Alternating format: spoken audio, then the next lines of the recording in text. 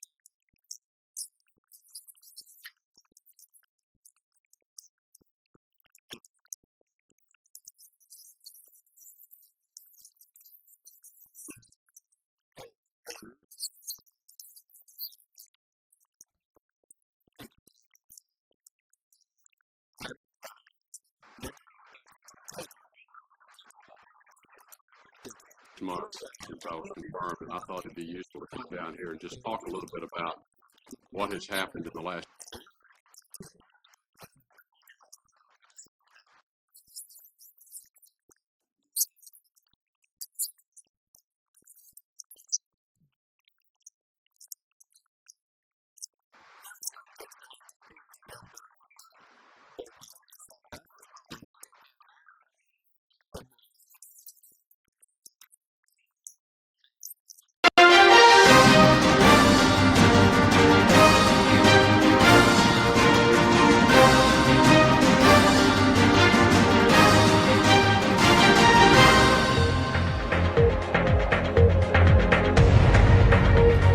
دووبارە سڵاوتان لەبێت بەڕێزان، سوپاس بۆ میوانەکانمان. کاک دکتۆر بەخێر بەنگ سەرتار لە بەڕێستانەوە دەست پێ بکەین بەر لەوەی کە باز لە پەیوەندەکانی ئەمریکا و کورد بکەین، با باز لە ڕۆڵی ئەمریکا بکەین. ئەمریکا چیوە چ ڕۆڵێکی لە خۆرهەڵاتی ناوەڕاست؟ بەڵێ، سوپاس بۆ ئێوە، سڵاو ڕێزیش بۆ بینەرانی پەیام. دیارە ئەمریکا تا ئێستش کە ئێمە قساکەین بەهێزترین وڵاتی دنیایە لە دوای هەڵەشانەوەی سۆڤێتەوە دنیا بەرە و یەکجەمسەری ڕۆشت و ئەمریکا گرنگترین وڵاتە لە دنیادا و بەهێزترین وڵاتە لە ڕووی ئابووری سەربازی و سیاسیەوە. بەڵام لە کوردستان کە زۆر جارانی ئەمریکا لە ڕۆژانە لە هەواڵەکان دایان جارێ بیسین، بەڵام لە ناوەندێکی تێوەش توێژینەوە هەیە، نە لە ڕووی سیاسیەوە گرنگیمان ناوە بۆی ئەمریکا چیەوە چۆن لە ئەمریکا تێ بگەین. تەمان لە ڕووی مێژووی ئەمریکا لە 1976 سربەخۆی ڕاگەیاند لە بریتانیا، لە 1983 لە ڕێکوتنامەی پاریسا سربەخۆیی وەرگرت، بەڵام باوکانی دامەزرێنی ئەمریکا پێیان وا بوو ئەمریکا نابێ بچێتە ناو کاروباری نێودەوڵەتیەوە، چونکە ئەمە کێشە دروستەکە و ئەمریکا خۆی لە ڕووی جیۆپۆلیتیشیەوە قاڕەیەکە و دەورە دراوە بۆ ئۆقیانوس، هیچ هەڕەشەیەکی ئەوتۆی لەسەر نییە، پێویست ناکات بچێتە بەشەکانی تری دنیاوە. تەعاان لە جەنگی جیهانی یەکەمە لە ئاستێکی زۆر کەمە هاتنە ناو شەڕی جیهانی یەکەمەوە، بەڵام لە ڕێکەوتنامەی ڤێرسای تەنها ڕۆڵی چاودێریان هەبوو. زیاتر بەریتانیا و فەڕەنسا و رووسیا براوەکانی جەنگ و وڵاتانی دیکە ڕۆڵیان هەبوو لەوەی کە نەخشەی پاش جەنگی جیهانی یەکەم جەنگی جیهانی چیە بێ، بەڵام لە دووەم جەنگی جیهانیە ئەمە گۆڕا، چونکە جەنگەکە جەنگێکی فراوانتر بوو و ئەمریکا بوو کرا بە ئامانج لەلایەن یابانەوە، پێرڵ هاربەر بۆمباران کرا لە جەنگ کە تەواو بووین ینی کە جەنگ کۆتایی هات دوو زل هێزمایەوە بەپێ ینی فەڕەنسا کەوت ئەڵمانیا کەوت یابان کەوت وەکو ئیمپراتۆرێت بەریتانیا ئەجگار لاواز بوو ئەمریکا مایەوە لەگەڵ سۆڤێتە بۆیە دنیا بە ئاراستەی دوو جەمسەری ڕۆژ کە ئەمەش بەردەوام بوو هەتاکو کۆتایی جەنگی سارد و هەڵوەشانەوەی یەکێتی سۆڤێت پەیوەست بە ڕۆژهەڵاتی ناوەڕاست بۆ یەکەم جار وودرو وڵسن سەرۆشی ئەمریکا کۆمیتەیەکی ناردام ناوچەیە بۆ لێکۆڵینەوە لە خواستەکانی میلەتانی ئەم ناوچەیە چەمکی مافی چاری خۆنووسنی کرد بە بنەما کە هەموو نەتەوەکان مافیان هەیە بۆ چاری خۆیان چارنووسی خۆیان دیاری بکەن دیارە ئەو کاتە بەهۆی ئەمەوە گەلانی ڕۆژهەڵاتی ناوەڕاست دیدگایەکی زۆر ئیجابیان هەبوو بەرامبەر بە ئەمریکا بەڵام لە دوای جەنگی جیهانی دووەمەوە ترومان دێ بۆ یەکەم جار کە ئەو کاتە ململانەکانە بن بە ململانی ئەمریکا و سۆڤێت وەکووتم ئەوان بڕیاردەن بەرگری بکەن لە وڵاتگەلێکی وەکو بۆ نمونە تورکیا بەرامبەر بە فراوانخوازی سۆڤێت و هەتا دوایی و دواتر لە سەردەمی ئایزنهاوەر و ڕیچارد نیکسنە ئەمە گۆڕانکاریکی فراوانە بینێ کە هاوپەیمانی نوێ دروست دەکەن و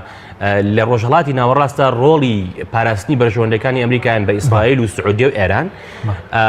و دوای ئەوە کارتەریەت لە هەشتا سیاستێکە خاتە ڕوو لە کۆنگرس پێشکەشیەکات لە وتەیەەکە کە نردنی هێزی ئەمریکای بۆ یەکەم جار بۆ کەنداوی فارس دوایی بیل کلنتن دێ بیل کلنتن بۆ عراق و ئێران بەکەمە لە عراقین گرنگە بزانین سیاسی ئەمریکا لە بەرامبەر عراق چۆنە سیاسەتی ڕاگررتنی هەردوو لای پێڕەو کردەوە ئابلوغی خستە سەر هەردوو لایەن بەڵام 11 سپتەمبەر شتەکانی گۆڕی هەم بوش بڕوای بۆ هەبوو ڕژێمەکان بگۆڕێ لەوانە عراق کە بیریمان گۆڕی هەم دەسەڵاتی با بڵین یاخو سەروەری وڵاتان سنووردار کات پەیوەست بە کورد هەتا ئەم دەقێمن تۆ قساکەین لە ڕووی استراتیژیەوە کورد لە هیچ کوێی سیاسەتی ئەمریکای وجودی نییە نیشتێک نیە ئەوەی کە هەیە کورد و ئەمریکا نەخێر چونکە ئەمریکا دنیا بەڕێوە بە بۆ نمونە کە ڕۆژانە سیاست داڕێژن چیەکەن مانگانە سیاست داڕێژن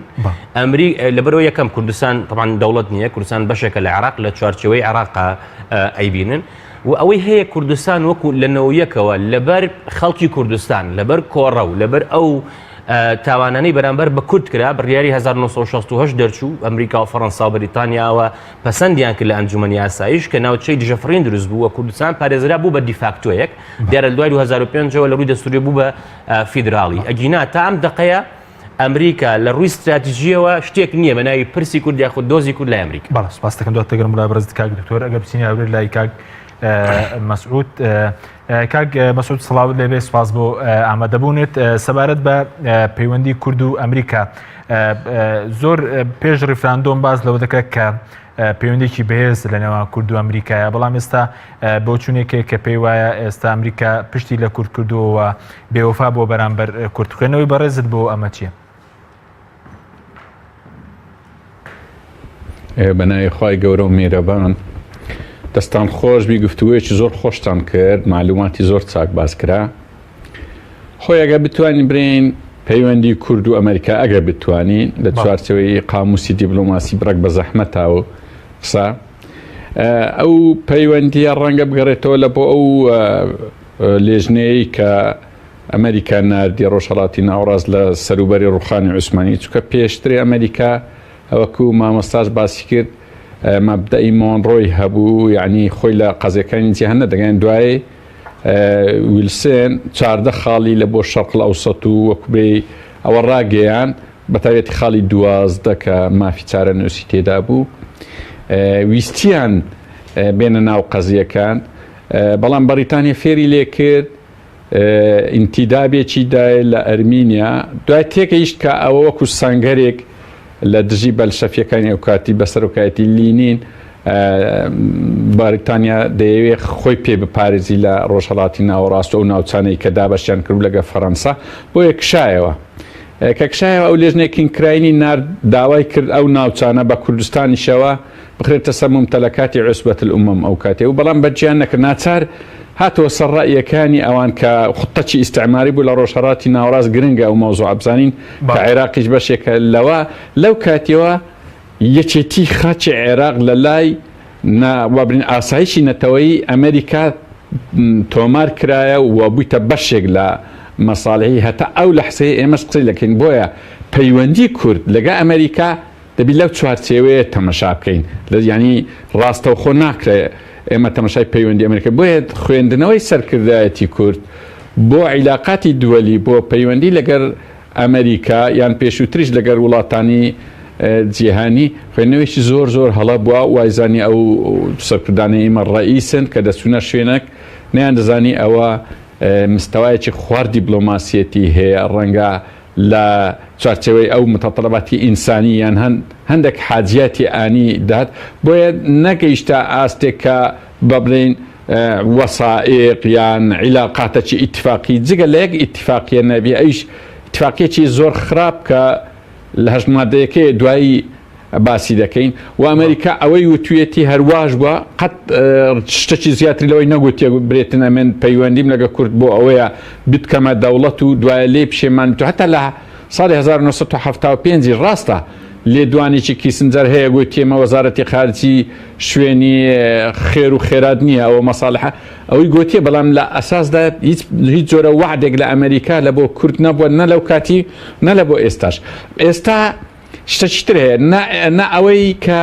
پێشی ڕێفراندۆم سەرکردەکانی کوردیان گۆ ئەوە سەردانی ئەمریکامان کرد و هەموو ڕازی نە بە دەوڵەتی کوردستانی ڕاست بۆەوە ڕاست نەبوو نە ئێستاش ڕاستە کە دەرێن ئەوە ئەمریکا پشتی تێکردی نەخێر پشتی لە کوردستان نەکردیا پشتی لەو سەرکردە کلاسیکیانە لە مەکتەب سیاسی کلاسیکیەکان کە چەند ساڵە هەم ئێمە هەم ئەمریکا هەم وڵاتان چاوەڕێی دەکەن کە چاکسازی بکەن حکوومەتێکی جوان دروست بکەن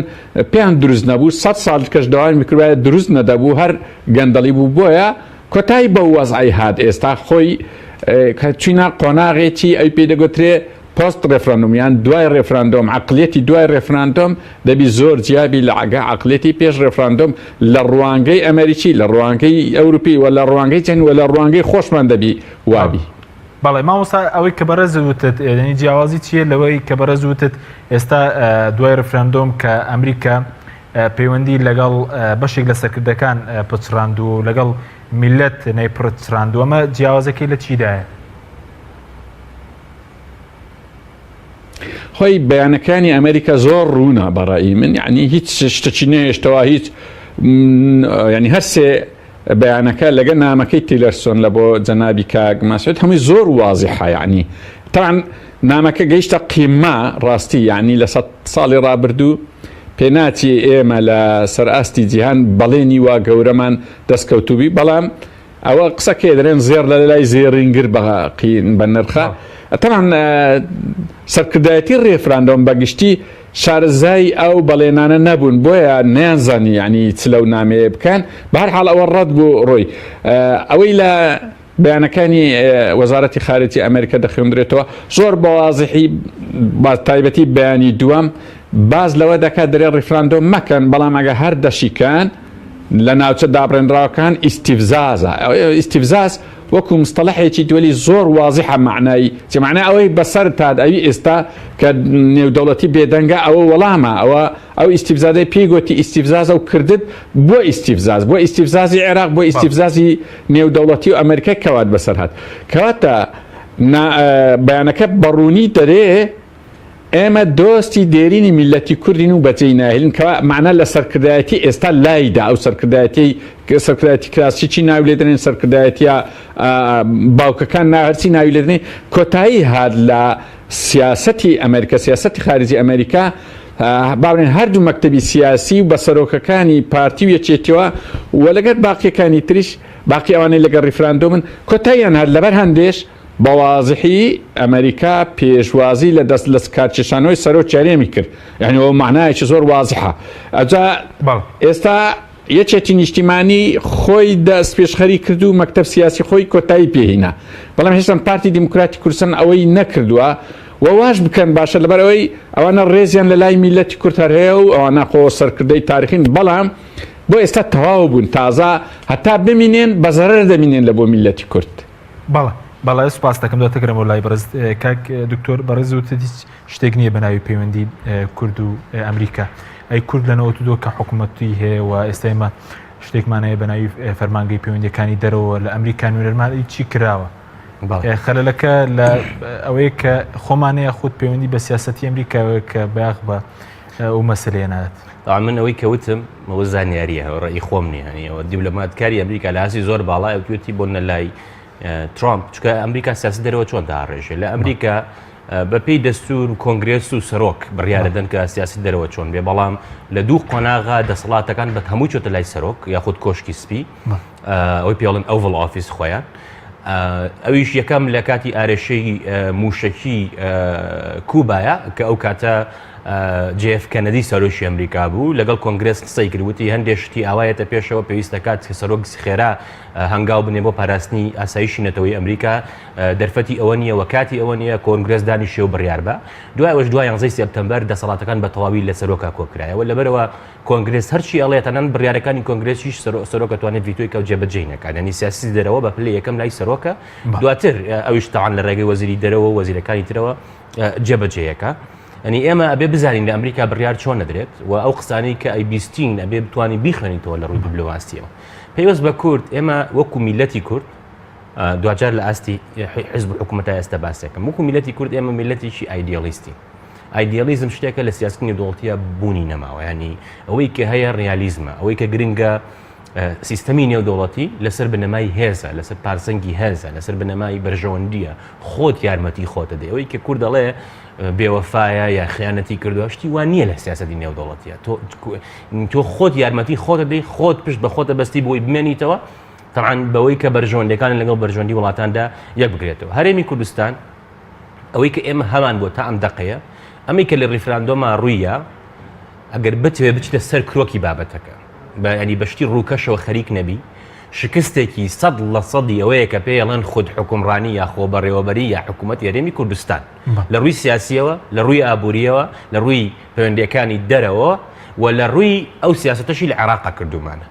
ئێمە لە کوردستانە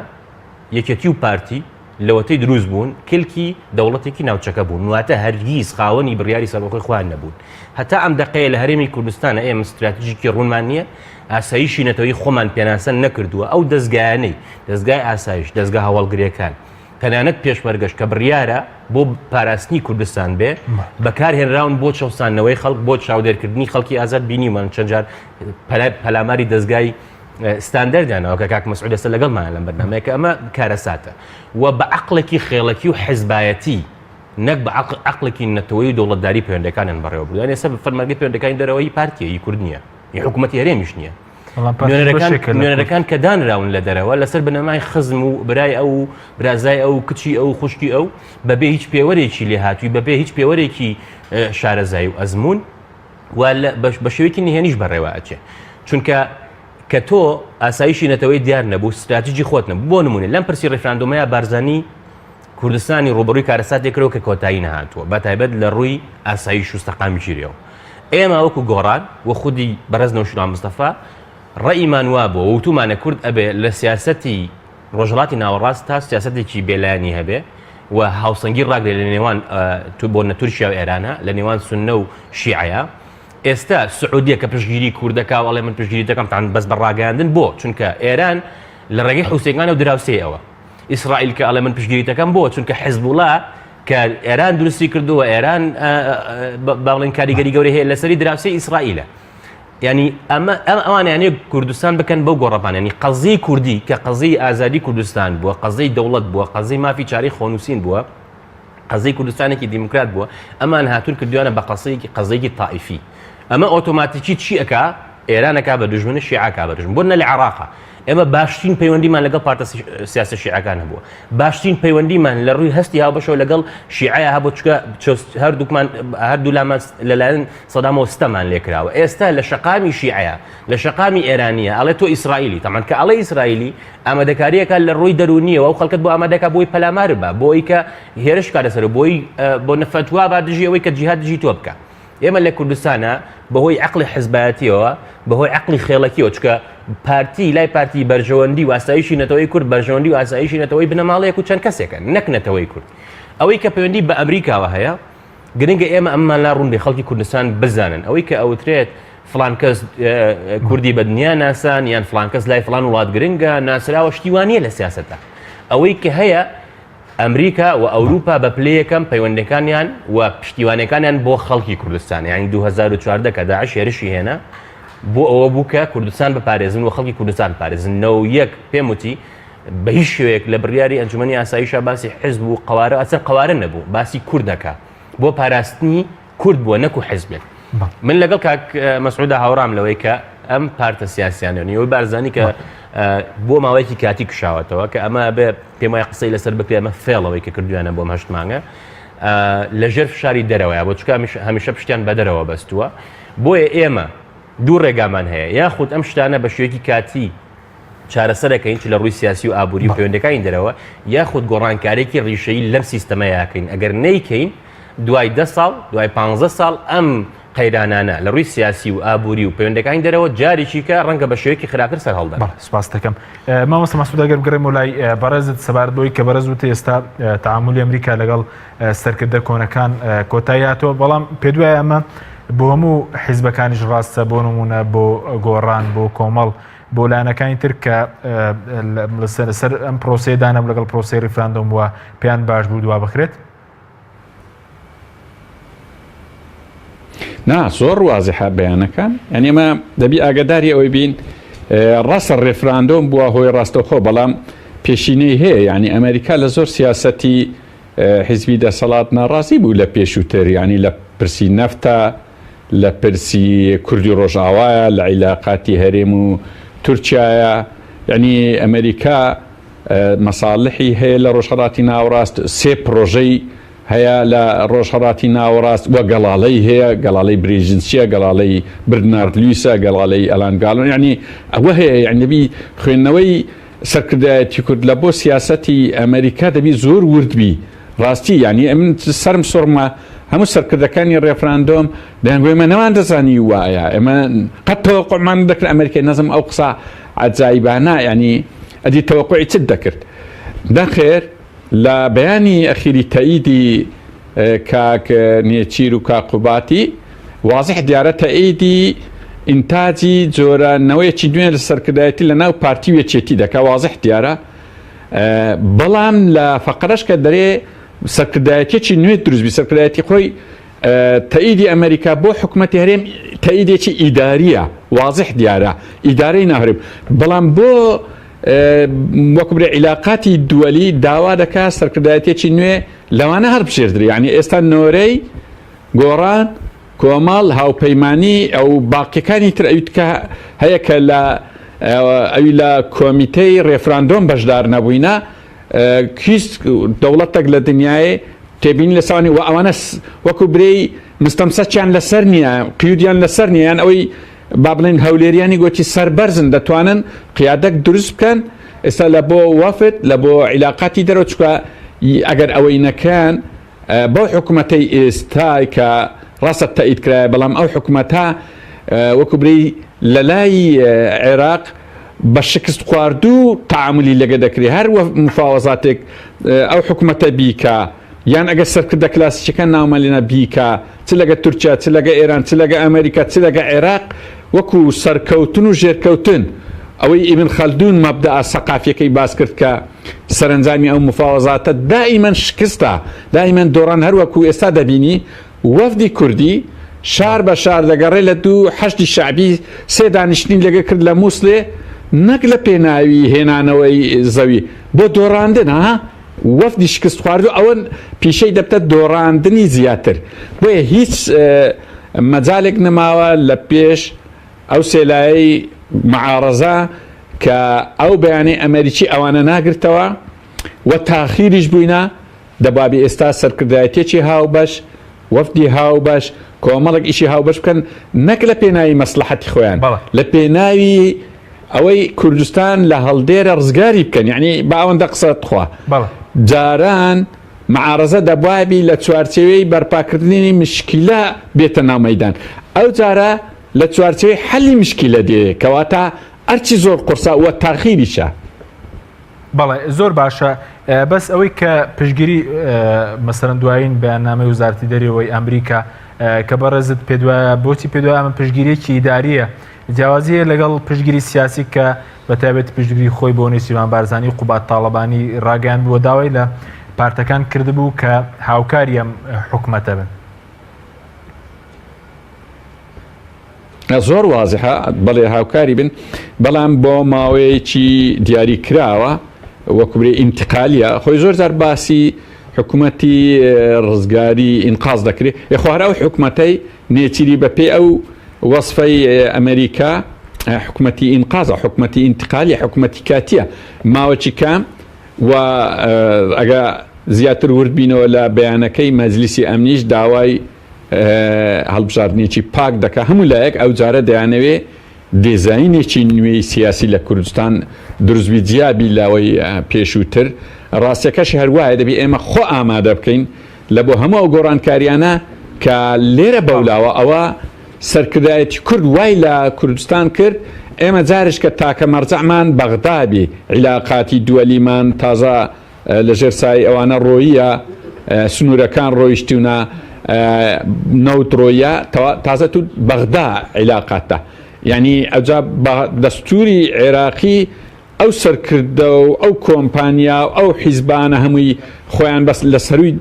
قانون و لە سەروی لێ پێچینەوە لە کوردستان دەویست دەکەونە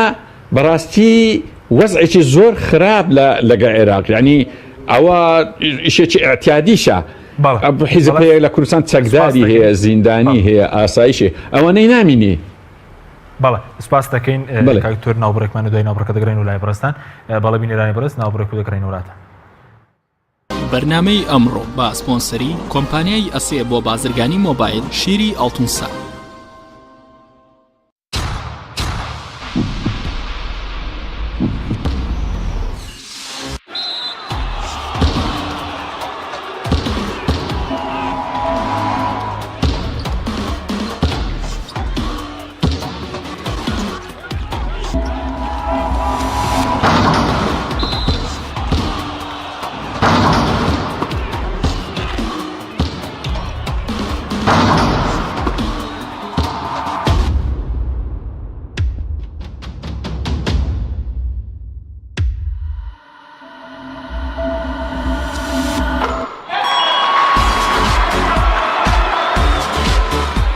سەرکەوتنە گەورەیە تەنها شیری وشکی ئەڵتونسای تەمێکی ڕاستەقینە و 100% سروشتی نۆشی کەو هەمیشە بە بەهێزی بمێنەرەوە نوێترین ئۆفەر لە کۆمپانیای ئەسێەوە ئێستا مۆبایلی زیرەکی ئەسێ Q5S 4G LTE کە بە فینگرپرینت کار دەکات بە قستی مانگانەی تەنها 59,000 پێشەکی و مانگی تەنها 14,000 دینار نوێترین مۆبایلی زیرەک و پێشکەوت و بە نزمترین نرخ بۆ تۆی خۆشەویست ئەسێ Q5S 4G LTE سنتەری گوڵهنگ بۆ جادەرمانی سروشتی بۆ لە شولارێکی ڕێک و تەندروست هەڵدەستێت بە دابینکردنی کۆمەڵێت چای جادەرمان لەوانە چاینانە بەسوودە بۆ ڕیخۆڵە و گەدە و نەهێشتنی غازات مێشک و سووری خوێن چالاک دەکات لە دڵتێک هەڵچوون دەتپارێزێت بە تایبەت بۆ ئافرەتانی دووجان چای زەنجەفیل و لیمۆ هەنجوین بەرگری لەش بەهێز دەکات و بەسوودە بۆ هەڵامان شەشی لەشکەم دەکات و لاشت پاک دەکاتەوە لە مادەی ژەهراوی بەسوودە بە ئەوکردنی قورگ و فرێدانی بەڵغەم چای سەوزی جینگۆ کۆلسترۆل دادەبەزێنێ بەسوودە بۆ دابەزانی پەستانی خوێن و ڕێگرە لە زەهایمان چای جیسینگ بە چای دژە پیری ناسراوە توانای سێکسیت بەهێز دەکات و چالاک بەشی جگەر و دڵ و مێشک و گورچی لەیە چای گوڵە حاجیلە دژی هەوکردن و گرژبوونی ماسوولکەیە تادا دەبەزێنێت و ئازار کەم دەکاتەوە هەروەها بەسوودە بۆ ئازاری سووری مانگانە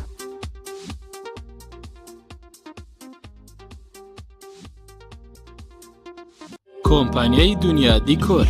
کۆمپانیای دنیا دیکۆر ئامادەیە بۆ دانانی دیکۆراتی ماڵ و شوێنە گشتی و حکومیەکان کۆمپانیای دنیا دیکۆر هەڵدەستێت بە دروستکردن و دانانی کەوانتەر و ژووری نووسن و ئۆفیسی گەشت و گوزار و جبسم بۆردی مەغریبی و کاغەزی دیواری ئیتاڵی و تەختەی ئەرزی تورکی و ئەڵمانی و جیاکردنەوەی هۆڵ بە SDF و MDF و داری سروشتی کۆمپانیای دنیا دیکۆر دنیایەک بۆ دیکۆراتەکانتان ناونیشان سلێمانی فەرعی یەکەم شەقامی بازنەی مەلیک مەحموود بەرامبەر پارکی مەلیک مەحموود فەرعی دووەم شەقامی بازنەی مەلیک مەحموود بەرامبەر سۆپەرمارکێتی ئاڵتون فەرعی سێیەم ناوچەی پیشەسازی یەک بەرامبەر تاقیگەی بیناسازی کۆمپانیای دنیا دیکۆر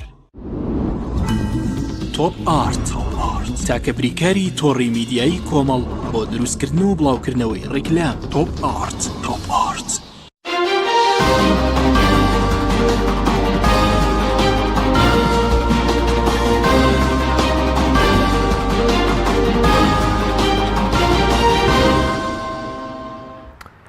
دووبارە سڵاوتان لەبێت بەڕێزان کاوتورەکە بگەڕێمەوە لای بەڕێزت گەر باس لەو پێشگیری ئەمریکا بکەین بۆ هەرێمی کوردستان بەڕێزش پێ دواتنە ئەمە پێشگیرێکی ئیداریە وەکو مامۆستا مەسعود باسی لەو یاخۆ پێشگیرێکی سیاسیشە ڕەنگە خەڵک بپرسێ بۆچی ئەمریکا پشگیری لەم حکوومەت دەکەن کە لە ناو خۆدا شکستیێناوە لەگەڵ بەغدا شکستیێناوە لە ئاسی دەرەوە شکستیێناوە بەڵێ دیارە ئەو پیلانایە ئەو گەلە کۆمە هەرێمەی کە هەبوو بەشێکی ئەوە بوو کە کوردستان دابشکە بۆیە بزوتنەوەی گۆڕان و کۆمەڵی ئیسلامی یەکەم جار دواتریش لەگەڵ هاوپەیمانی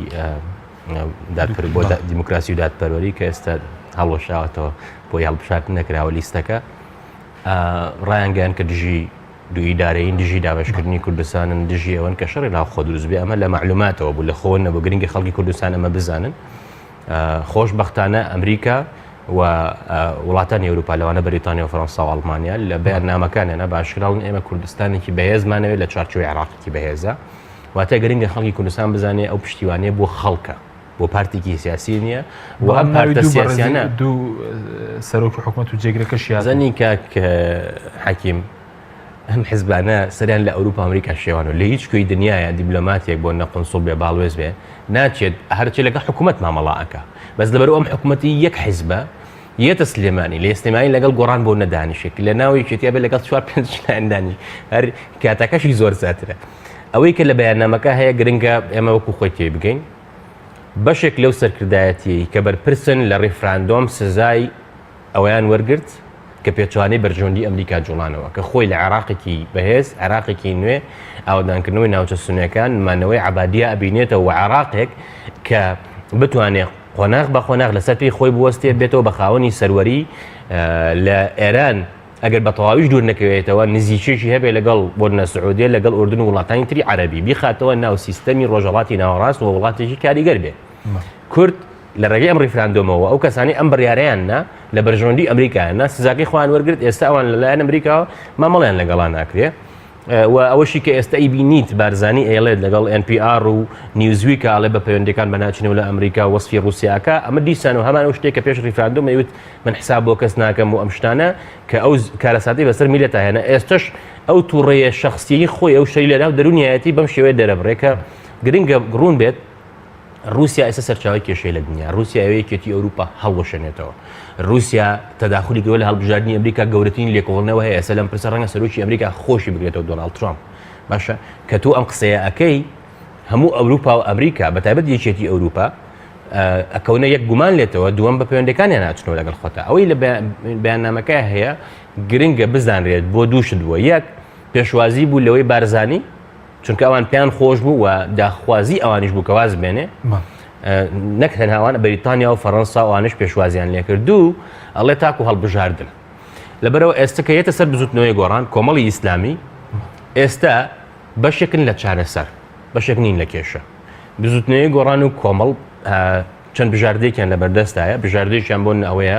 ئەم حکوومەتە کاتی کە داوا کراوە دروست بێت چکە ئەم حکوومەتە ناتوانێت لە جیاتی کورد بڕاتە بەغدا و دانوستان بکات هەموو مەرجەکانیان بەسەر ئاسەپێنن و لەم دقەیە دەرگەکانیان بەسەرە داخستون و ئەگەر بشن بە دۆڕاویەچن کە تۆ لە شەڕ دۆڕایی لە سیاست و لە دانوستانیشە مەرجەکان بەسەر ئاسەپێنن ئەمە لایەنێکێتی لایەنێکی تری بژاردەکەی تری کۆمەڵ و گۆڕانەوەیە کە ئۆپۆسیۆن بن لە پەرلەمانی کوردستانە ئۆپۆسیۆنێکە بەڕێزت ئەندامی ژووری پەیوەندی دیبلۆماسیەکانی بە فەرمی ئەمریکەکان بە گۆڕان و پامیان بە گۆڕان و کۆمەڵ نردووە کە واز لە حکوومەتی کاتی و نیشتیمانی بێنن نەخێر بۆ ڕیفراندۆمیش ئەوانتیان ئێوە بەرپرسیار نین لەمەیکە هەیە پێشەوەی ئەنجام بدرێەوە ئەتوان بەشێک بن لە چارەسەر بۆ نەگەر لە پەرلەمان دواخرا ئەتوان دەورێک ئیجابیتان هەبێت لەوەی دوای خەنچکە ئێمە پێمان وایە بۆ کوردستان قەیران و کێشەی گەورە دروستەکە ئێستش هەمان شتەوە ئێستا چ گۆڕان چ کۆمەڵی ئیسلامی لەبەرەوە کو چارەسەرە بێنرێن لەلایەن بەغاشەوە ئەو دەرگایانە کراوەیە بۆ ئەوروپا ئەمریکاش هەمان لایەن بەغداوە پێشوازی کراوە کە بە تەنیا بۆ نمونە سەدانی بەغداد کۆن بەڵام تاویستە کۆمەڵ و مەسەلەن گۆڕان ئەویان نەکرد بێت خۆی ئەو بژاردەیە هەیە زۆریشان پێخۆشە بەڵام ئێمە وەکو بزوتنەوەی گۆڕان باسی ئەوماکە پەیوەندەکانمان دەبێت نیشتیمانی بێت لە ڕوانگەی ئێمەوە سەرۆکی پەرلەمان سەرۆکی فراکسیۆنەکان لەوانش کۆمەڵی ئیسلامی تەنانەت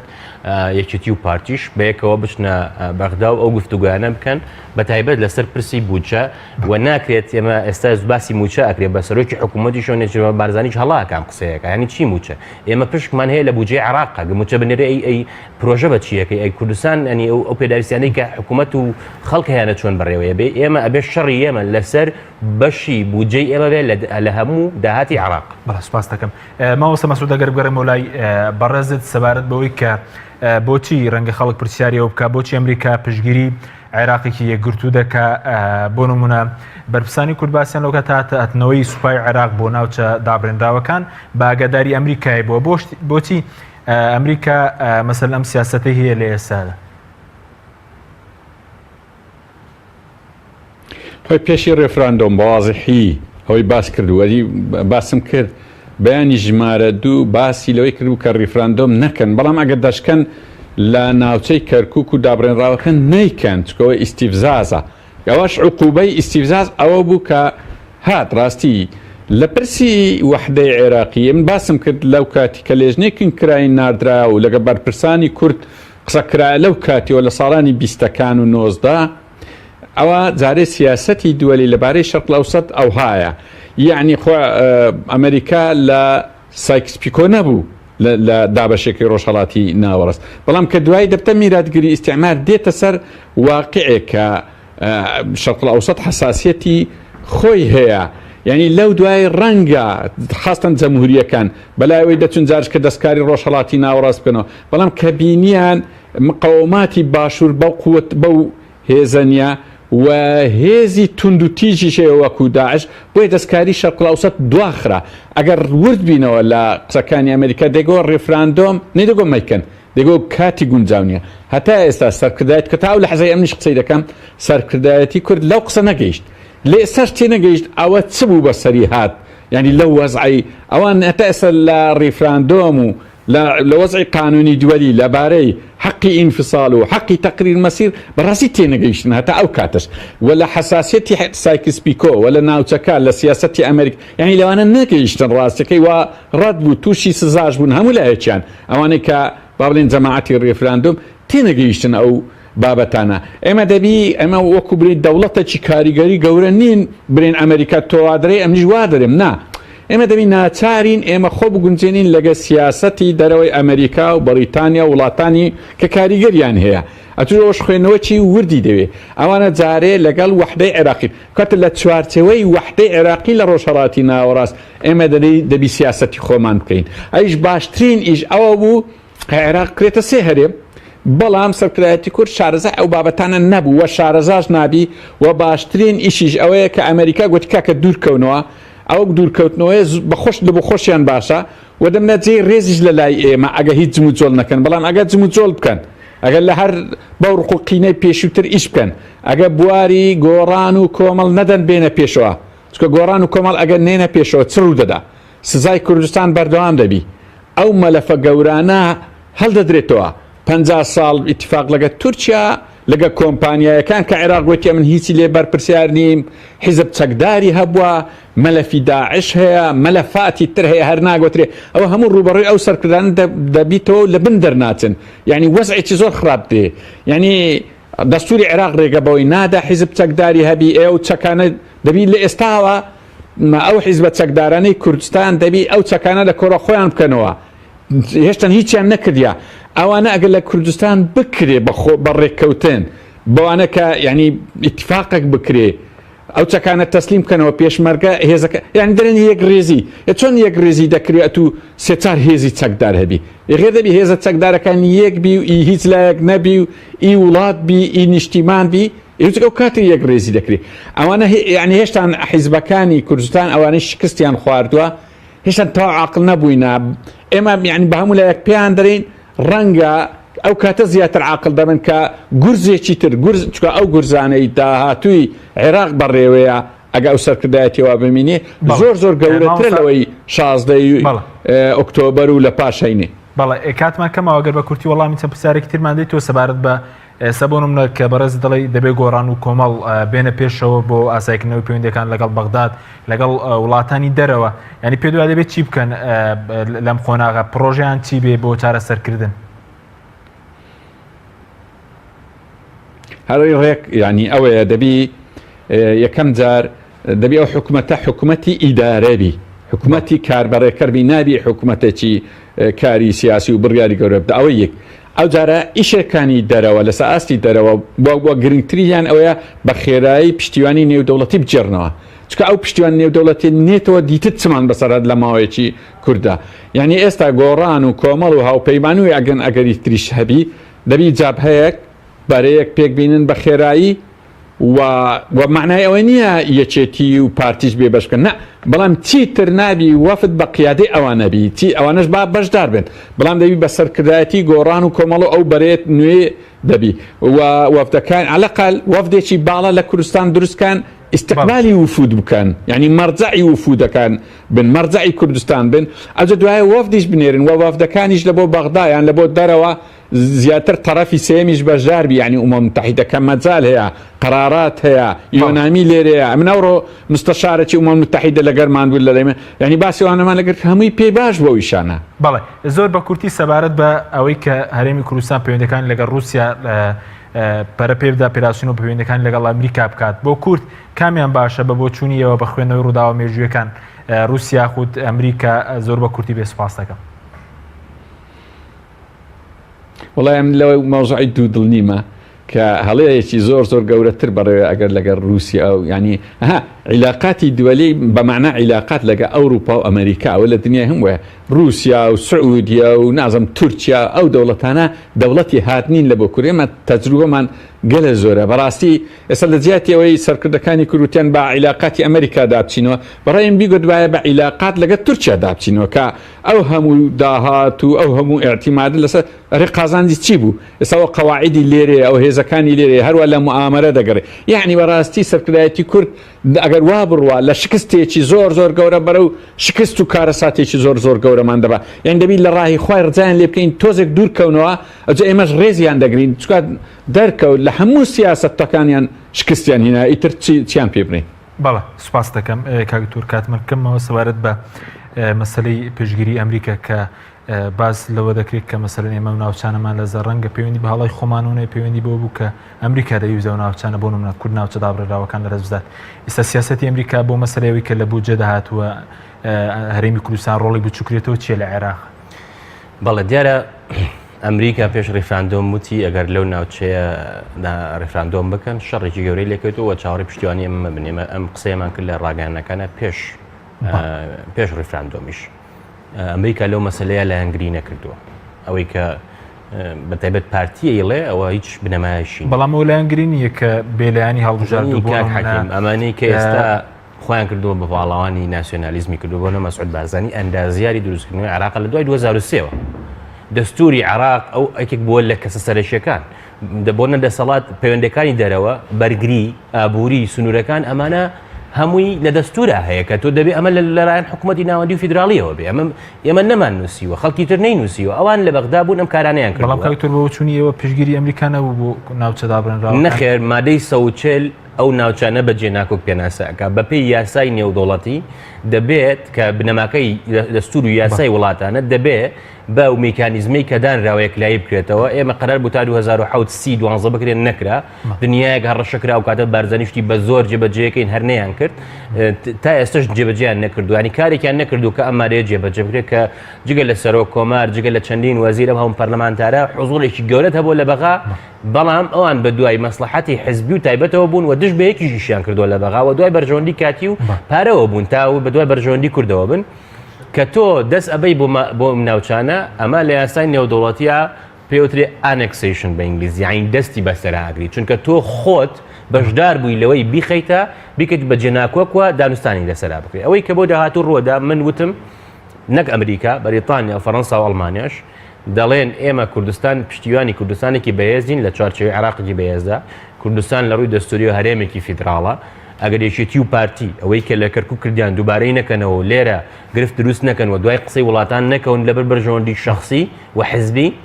قوارەی هەرێمی کوردستان پارێزراوە بکە ئێمە زۆر بە توندی دژیەوە بووین کە هیچ هەنگایەک بە ئاراستەیەوە بڕوا کوردستان لە ئاستی پارێزگا یاخود لە ئاستی دوو ئیداری هەر شتێکی تر ناوەنەی مامەڵەی لەگەڵا بکرێت چکەوە پێشێلکاری دەستورە بێت بەڵام ئەوەی کە پەیوەندی بە ئێمەوە هەیە وەکو خەڵکی کوردستان وەکو پارتە سیاسەکان بە پلەیەکەم ئەوەیە کە دەبێت گۆڕانکاریکی ڕیشەی بە ئاراستەی دیموکراتی بکەین چونکە نەیکەین هیچ پەیوەندیەکمان لەگەڵ ئەوروپا و ئەمریکا ناگاتێ هیچ جەیەک ینی ئەوەی کە تا ئێستا هەبووە بۆ نمونە ئەمریکا